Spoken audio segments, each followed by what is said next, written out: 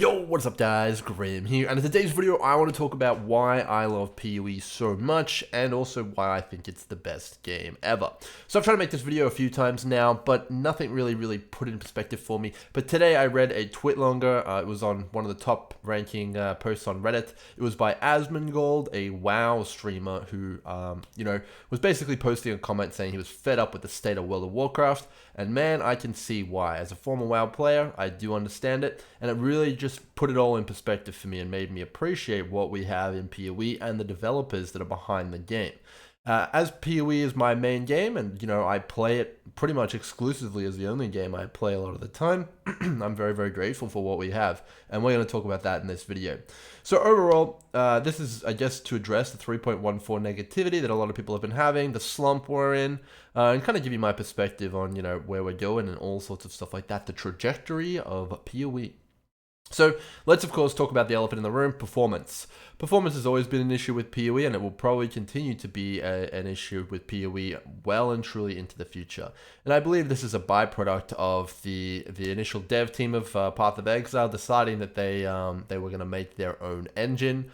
And a bunch of other things, which I'm sure I don't have the technical expertise to talk about, and they're well aware of in the background there.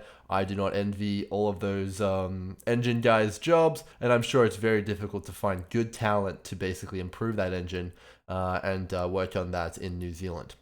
I guess to kind of put it in perspective, my understanding is that they're essentially trying to make their own version, a bespoke version of like Unreal Engine, but for PoE itself. That's afforded them a bunch of, really good customization options, but it's also come with some side effects, that being, texture streaming, which they've introduced recently for some reason, as well as a bunch of other things, which, from desync back in the day all the way to, massive screen tears and freezes and all sorts of stuff like that. But anyway, we all know about that. We've all been battling with it, but we're here anyway. And that is because PoE is definitely one of the best games on the market. And the first one I want to talk about here is the content cycle. So the content cycle of PoE is almost superhuman. I actually do not physically understand how this company puts out so much content, and I'm very glad that it does, because it sets a precedent in the ARPG industry for everyone else wanting to take a shot at it, meaning that we just get a superior product overall, whether that's in PoE or in any ARPG we play, because they all have to compete with PoE. So PoE essentially releases a fully fledged, sometimes expansion level of content like every 3 months. And I gotta say, man, when I'm living my life and I'm just chilling out, there's nothing that gets me more excited right now than a new PoE league. I hit up the store, I buy some snacks, take some time off work, I get all the friends together. It really does bring all my friends together again. I get so damn hyped, man. I wake up, sometimes 5 a.m. Even before I was streaming, I just love it. I actually it's more exciting for me than Christmas, man. It literally is. I can't wait. And honestly, the peak of all this has been the 3.13 expansion. It felt like a love letter to me personally, dude. Craftable Watchstones, the Atlas passes, my goodness, they completely nailed it. I was so excited when they announced that. They got the press perfectly. I was so damn hyped, and they really did nail the feature set. Like, just it was insane, man. They completely just hit it out of the park, and it was their best work that they've done ever, in my opinion. Of course, let's talk a little bit about 3.14. Actually, I want to continue to talk about the content cycle because I really do think it's worth talking about. So just to kind of go over what this company is producing. So they produce quality of life updates every 3 months, whether that be new stash affinities and stuff like that, whether that be a rework to the master system for us, or performance upgrades, or a rework to loot, a rebalance to loot, for example, which we had this league. So that's the first thing they do. Then they produce a new league, which for all intents and purposes is a mini expansion. Sometimes it's a fully fledged expansion. For example, the Synthesis or Heist League, that is so damn large with so much development time and voice acting. That is pretty much its own game all by itself. An indie company would be hard pressed to make that in a year, in my opinion, and they're making that shit in 3 months, man. Incredible. Oh, look at this shill, look at this GG shill. I don't know, I'm just saying it how it is, dude. I work in the industry, and sometimes I can't even get a meeting with someone in a month, and these guys are putting out a whole entire expansion in less than that. Very impressive. Now, the thing that makes this particularly impressive is that not only do they have to make that that expansion every 3 months, they have to do that while also delivering the quality of life, which is, that's a mean feat. But then you got to take it to the next level, of course, and they need to release a new endgame expansion every year as well. So that's pretty crazy. They have to do all these things at once, and I actually cannot really understand how they do it. And then just randomly, also they're deciding to make a PoE 2 as well on top of all that. My goodness, the logistics of that, the actual mechanics about how you make that team do that, I have no entire idea. I actually do not know. They're essentially competing with some of the biggest companies in the world who are multiple times their size with millions and millions of dollars more funding than them, and basically kicking their ass. If you compare them to Blizzard Entertainment, which is essentially the most apt comparison in my opinion, it's not even a competition. PoE produces far more content at a much higher quality. Maybe the polish isn't quite there, which Blizzard has, but I'd much rather take PoE's approach to it every day of the week rather than Blizzard's. So basically, the overall point I'm making here is that if you see this PoE devs, I'm impressed, man. And there's at least one person here who's looking forward to see what you come up with next. Very, very excited and very, very, I guess I'm enjoying the content, man. I want to see more of it. Let's move on though, because obviously PoE is always delivered in a 3-month cycle, and they've always been working on something big, and nothing new there. We've come to expect it, and we appreciate it, but it is what it is. So let's move on to 3.14, and a lot of the negativity surround it. We'll cover a few points, and I kind of want to give my opinion on some of them. So let's talk about the loot rebalance first. So this is basically going to tackle Delirium as well, because loot rebalance has to include Delirium. Overall, the community has been asking many leagues now for grinding gear games to take your league off and focus on quality of life, focusing on rebalancing the end game, and all that sort of stuff like that. And 3.14 is obviously the patch in which they've decided to do that. And good on them, because the community asked for it, and they're listening to us. To kind of loop it back to my original point, one of the biggest complaints Asmongold has with World of Warcraft is that the devs just don't listen to them. They do their own thing. They think they have the best idea for their game, and they just keep doing what they think. Now, Path of Exile is fairly unique in that they basically directly listen to Reddit, their subreddit. Whenever there's something, upvoted thousands and thousands of times, they're just going to pretty much straight away make notes of that, and that'll be probably in a future league 6 or 9 months down the track. And this is a product of a Reddit thread, which got upvoted many, many times, and there was multiple Reddit threads on this. And that is that, league items should drop from the leagues that they're from. And this makes a lot of sense, man. And I agree with it. And honestly, playing the change that they made, which was basically the removal of corrupted essence streaks, for example, from all other leagues, removal of breach stones dropping in full amounts from other leagues, and all sorts of stuff like that. You guys know what I mean, I'm sure. It makes sense. I now have an incentive to do blights in my map. They're far more rewarding, and I pursue that content. Before, I had no purpose to do a blight. I could just whack on some deli orbs and get way more blighted maps than I could ever do from getting blight in my map, naturally. So it makes a lot of sense, and this rebalance is what we asked for, and it's exactly what we wanted, and I'm pretty happy with it. And I think it's a good solution to the problems we were having with league-based rewards. And I would like to also point out that this goes directly against one of their big loot systems that they've implemented in the game. I think if you've been paying attention to the design of PoE, which I think I have in general, I kind of find this stuff interesting. GGG has kind of built this loot scaffold that they implement in every single league. So basically, it started off in Legion or Delve, from what I understand. That's kind of when I started to notice it really a lot. And that is basically that each new league kind of reintroduces all the previous league rewards in greater quantities and kind of gives you more accessibility to them. So in Elysian, those icons that you see, you'll see those icons in Blight, you'll see them in Heist, you'll see them pretty much in every single league since. Now, Ultimatum has moved away from this a little bit, and overall, it seems like they're moving away from that massive design decision that they made, and they're pivoting to a different kind of design direction based on player feedback. Obviously, we didn't like that you could continually get more and more of these past league rewards, and we were no longer needing to go and do and engage with Breach and stuff like that. So they changed it, man. Props to them, and I'm really glad that they did take that new design direction, and I have a lot of respect for that. And I hope that they can continue to make good design decisions based on the feedback of the community. And I think that the blue rebalance overall, while it did come at the cost of some temporary, I guess, reductions in endgame activities. For example, Delirium did get a massive nerf, rightfully so. It is overall a good change, man. In addition to that, though, I kind of do want to address the accessibility of Delirium rewards in terms of the Delirium Orb. I do think that they're a little bit scarce, and they do serve as a pretty fun way to challenge your character. And right now, there's pretty much no easy way to get access to them, but that could be a product of just not having enough access to Delirium itself, as it's not on the map device. But I would like the ability to get access to Delirium Orbs a little bit more frequently, just so I could test my character out and have a lot more fun with that mechanic. I think overall, Delirium Orbs could be more common, and I'd like to see that in the future. Alright, let's move on to Delve.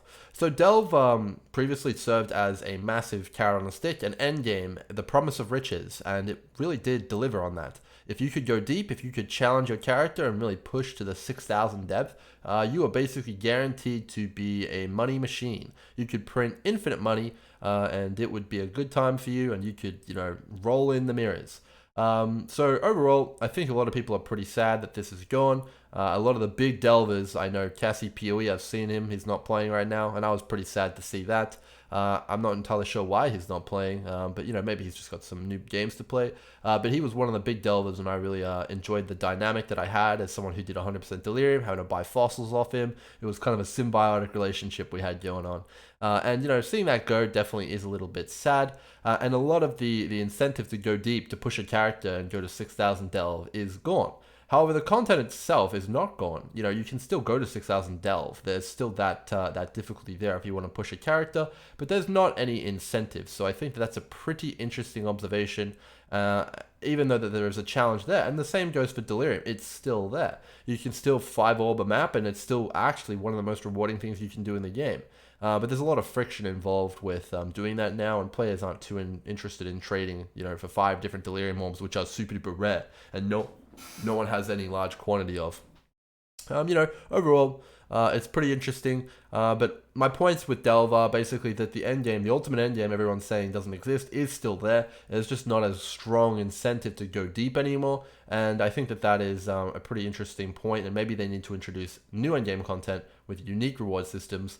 And also with unique incentives to go after it. I'd really like to see that. And I think, obviously, the main issue I had with the game was there was no variety in mapping, and there was no incentive to do different maps and stuff like that. That was solved in 3.13, at least for me it was. And now my biggest issue with the game, and my only issue with the game really, is that there's no reason to really push your character. Delirium previously did have that, and also Delve had that, but there is now no reason to push your character, and that is the main flaw of the game, at least for me. But that's not really holding back my enjoyment of the game.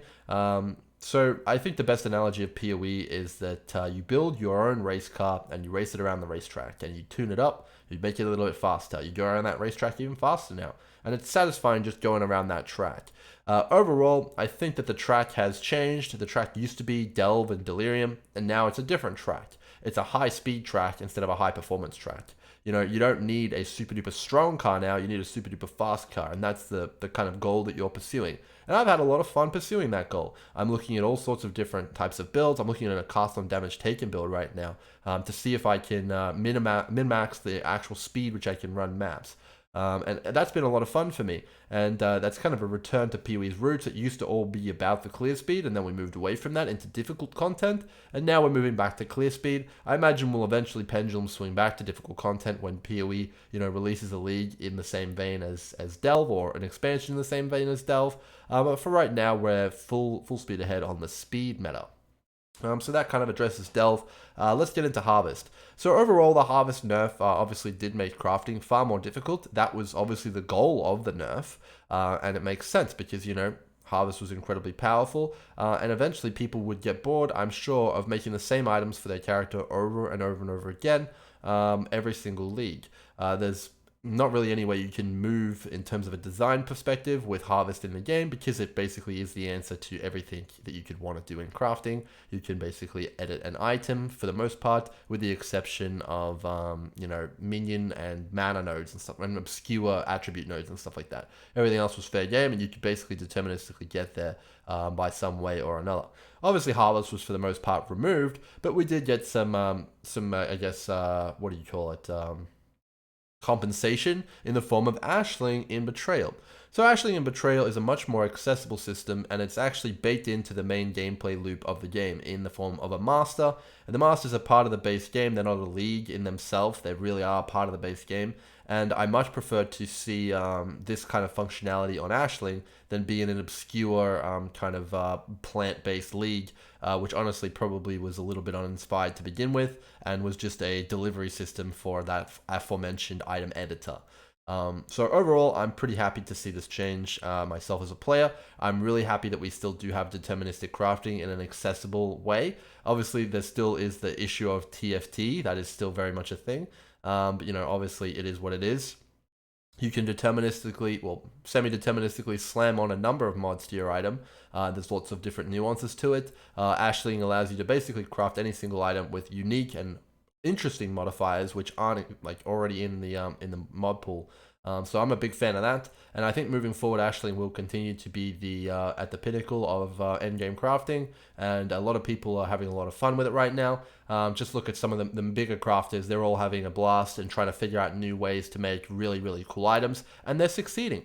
I've seen some absolutely disgusting items being made, and there's also new ways to mirror those items and make them more accessible with the new inscribed ultimatums. So overall, while they remove stuff like the Crooked Chimeral, the duplicating of items, all sorts of stuff like that, they then reintroduce the duplicating of items on a smaller budget in the form of inscribed ultimatums, but it's much more balanced, it's much more limited, and it's much more, I suppose, fun. There's no fun in just infinitely duplicating a Crooked Chimeral over and over again to try and get the same item over and over again and then craft it and mass produce it and sell it. There is fun, however, in what Crouching Tuna is doing with mirroring items using the inscribed ultimatums. That's incredibly inspired, and there's massive risk reward. Obviously, performance is a concern, but these people are making full teams. The crafters are pairing up with these teams, and they're like giving the item, paying them a fee, and they're mirroring it. Then they're actually, that's like incredible, man. Very, very fun, very, very cool, and I would really like to see more in this direction moving forward.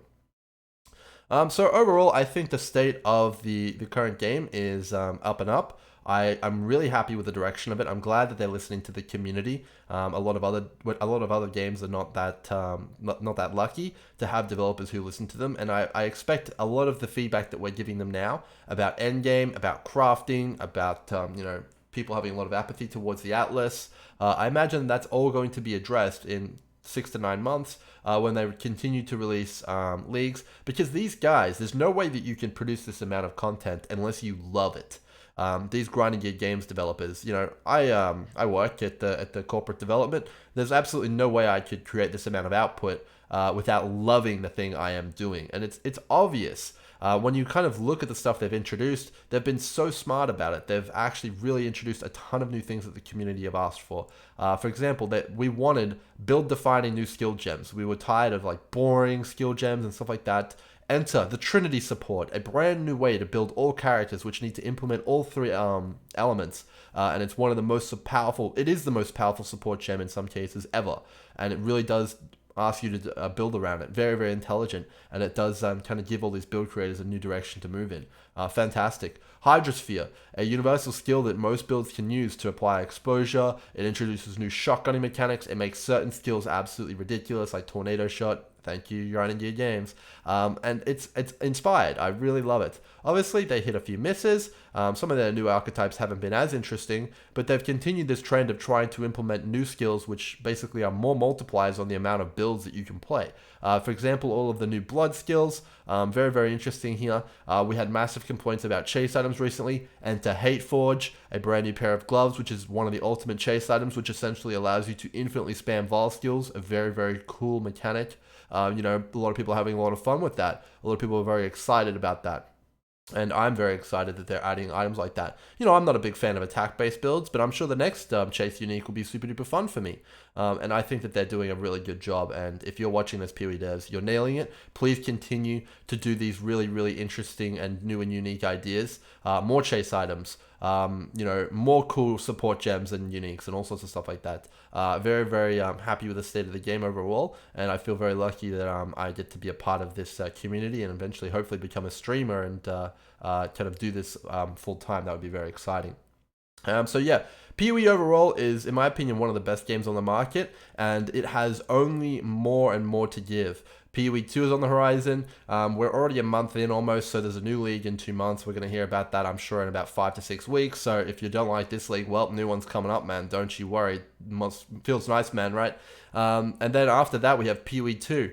PoE 2 is coming up, and it looks incredible. Just from what I've seen already, there's double the ascendancies. That's insane. There's brand new weapons with brand new ways to interact. They're revamping a bunch of the systems. They're making all these new acts. All these acts will then be like rolled into the Atlas eventually, just like how they did with Fall of Oriath. And then we're going to basically get all these new maps. We're going to get all these new boss mechanics. Imagine what PoE could do if they were functioning without having to develop PoE 2 at the same time. And we're going to see that after they finish it. Chris Wilson has described his excitement of creating the first PoE 2 league. What will that look like with all of their team, all of their resources and everything focused on producing the next league for PoE when they don't have to worry about PoE 2. We're going to see so many massive improvements. I am very, very excited. I can't wait. As a player, as someone who loves to solve the systems of PoE, you know, and I have been playing this game for years now, I'm only more and more excited with every single league that they put out, and I cannot wait to see what they've got installed for us next.